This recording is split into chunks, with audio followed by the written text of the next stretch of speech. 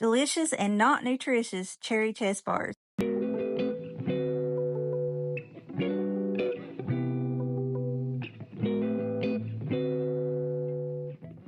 Hey y'all, it's April. Thanks for stopping by my crazy creative life. In today's video, I am bringing back the chest bars or Ooey Gooey bars, whatever you want to call them. Last week, I think it was. Yeah, I believe it was last week. I had made a chocolate peanut butter Ooey Gooey cake. And if you watch that video, if not, I'll link it up here in the iCard and then in the description box below. But I had brought up that my favorite is just the original, using the yellow cake mix. And then I like sometimes to take like a can of cherry pie filling or blueberry pie filling, or even apple probably. I've not tried apple, but I bet that would be good with the spice cake on the bottom. Ooh, I bet that I'll have to try that. But anyway, in today's video, I am doing just the original Ooey Gooey. Well, let me backtrack a second. I actually looked up because I thought, what is the difference between an Ooey Gooey cake or chest bars? Because they look a whole lot alike, and I was a little confused on that myself. So I looked it up. From what I can understand, from what I've looked up, the Ooey Gooey cake, when you do the part with the cream cheese, you add a stick of butter to that, as well as the cake mix. And that's kind of what I fixed last week. This one is a little different. But on the bottom layer, you've got an egg, a stick of butter, and a dry cake mix. On the top layer, you've got egg, cream cheese, powdered sugar. The chest bars does not have the additional stick of butter. If it's a Ooey Gooey butter cake, in that cream cheese layer, you add an additional stick of melted butter. So that's the only difference in the two that I could find out. But I think I like the chest bars a little bit better. That's kind of what I've always made anyway. But anyway, I'm babbling now. I've made the original, but I did top it with a can of cherry pie filling. So I can't wait to try that. We're having a singing tonight, so we're having a dinner afterwards. We'll snack. So I decided to bring that. Anyway, I have talked enough, so I'll go ahead and shut up and we'll jump on into the video. Alrighty. So you start out by using a box of just dry cake mix. The original calls for a yellow cake mix, but you can use any cake mix you want. But this recipe, I did use a yellow box cake mix. I can't even remember the brand. But anyway, you take a box of cake mix, then you're going to melt 1 stick of butter. You can use salted or unsalted. I think I use salted. And let it cool a little bit, but you're going to melt a stick of butter. In the meantime, you're going to add 1 egg to this cake mix. Before you pour the butter in there, make sure it has cooled down, down to just warm. If not, then you're going to kind of cook your egg. But you're going to mix all of that together. Once that's mixed together, it's going to look kind of similar to like a cookie dough consistency.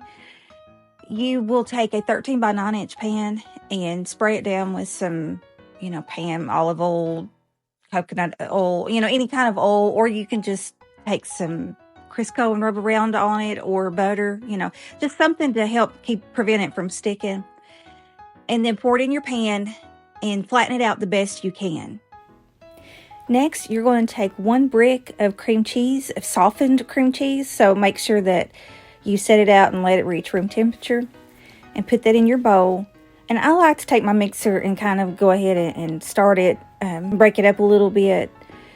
But once it's blended up pretty good, I'll go ahead and I add roughly about a teaspoon of vanilla extract. You know me, I hardly ever measure it. I just pour it in there. But if you want to measure it, it's probably about a teaspoon. And for this, since it is cherry, I'm adding cherry to the top. To me, almond extract kind of has a cherry flavor, sort of. So I started out with 1/2 teaspoon of almond extract. So I tasted it, and it felt like it needed a little more. So I added another 1/2 teaspoon at the end. So total, you probably want 1 teaspoon of almond extract and 1 teaspoon of vanilla extract. Then I add a pinch of salt. The salt kind of helps to round out the flavor, and it also kind of cuts in some of that sweetness, because it is a lot of sugar, like I've already said. So the salt kind of just helps to cut down on that a little bit. And then I'm going to go ahead and mix that together. Next, I'm going to add 2 room temperature eggs. And you want to add these in one at a time. So you'll add one, kind of blend it in there good, and then add the second one, blend that in there good. Then if you want the Ooey Gooey cake bars type whatever, then this is where you would add an additional stick of melted butter. But I'm just doing chest bars, so I did not add the additional stick of butter. Next, you're going to add 4 cups of powdered sugar. And I add these in 1 cup at a time. So I'll do 1 cup, blend it a little bit, the next cup, and so on. And that way it's not blowing everywhere. Just mix it on low. And yes, I know that's a lot of sugar, but you have to have that sugar or the consistency's off. And that's why adding that salt kind of helps. Once you get all of this blended together, then you're going to grab your pan where you've got your cake layer that looks like cookie dough. And you're going to spread that over top of that layer. And then you're going to bake this in a preheated oven at 350 degrees, roughly about 40-45 minutes. This was baked at 35 minutes and you've seen it was a little bit blonde, so I put it back in for 10 more minutes and then now you see what it looks like. So it was total 45 minutes. I know if you've seen that last one, it was overbaked and I baked it at 50. But you want it golden brown, the top to be golden brown, but the center to be just a little bit jiggly. Now, not overly jiggly, but a little jiggly. If it's not, then you've overbaked it. The only thing I know to tell you is just get in there and play around with this recipe. The more you bake it, the more that you're going to kind of know, okay, this is what it looks like and it's okay to pull. Now from here, you can either leave it alone, top it with or dust it with some more powdered sugar. You can add some kind of a fruit pie filling, however you want to do it. But for this day, I've done a can of cherry pie filling. And you just spread it over top of it, and then you're going to let this cool on the counter, and then stick it in the fridge and let it finish cooling in the refrigerator.